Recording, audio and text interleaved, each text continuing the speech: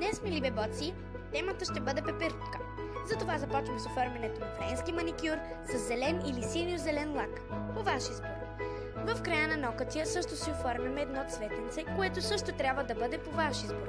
В случая, моето е лайк.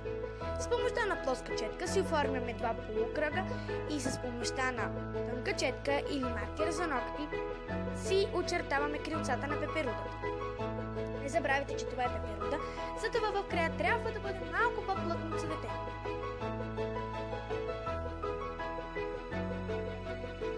По средата слагаме една линия и свързваме горния край с горния край.